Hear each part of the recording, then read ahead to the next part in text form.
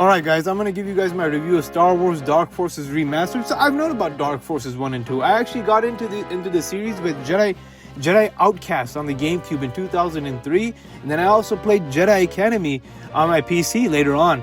But however, I couldn't play these first two games because they were dated. I didn't have access to a gaming PC back in the mid-90s. All I had was an SNES and N64. I got a gaming PC all the way, a dedicated gaming PC all the way in 2013, and by the time 2013 rolled around, these games were really dated. I was like, man, I don't know if I can play a game that looks that old.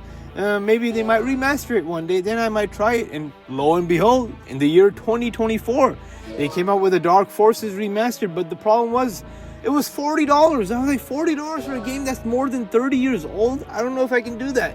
That's a bit of a steep price. I was like, you know what? I'll wait for a sale then. Fast forward to 2025, I see it for $20.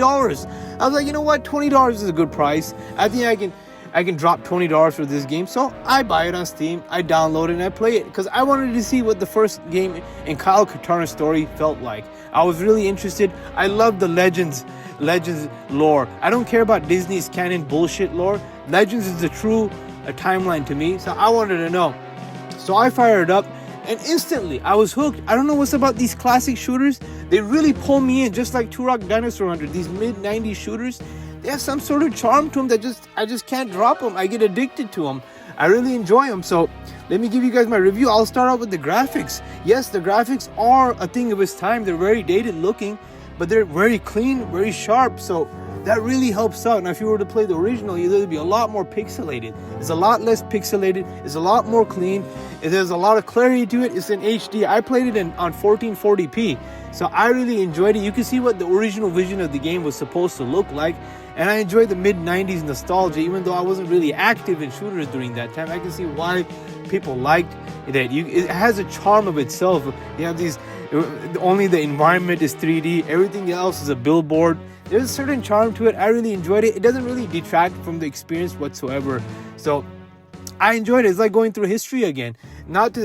And going to the gameplay. The gameplay, I wouldn't call the gameplay dated at all, even to this day. I was addicted to the gameplay.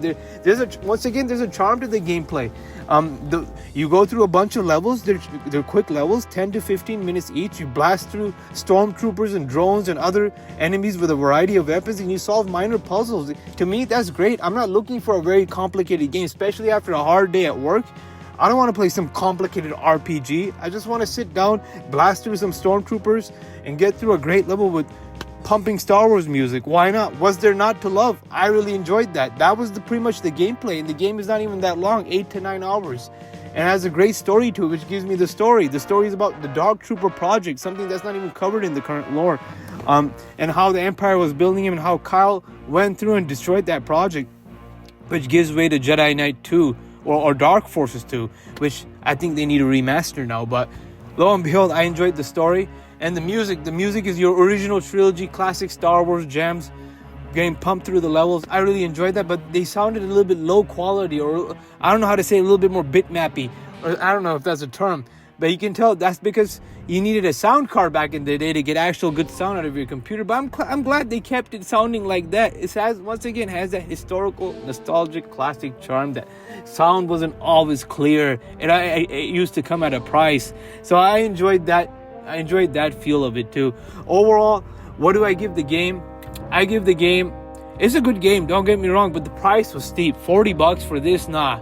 $20, $15, yeah. For $15 to $20, I give it an 8 out of 10. It's a great experience. For that price, it's worth picking up. But $40, hell no. I couldn't recommend it for $40. But if you get it on discount, hell yeah, it's worth playing through. It still holds up even to this day. These classic shooters, I'm telling you, there's something about them that I really enjoy. So let me know what you guys think in the comment section.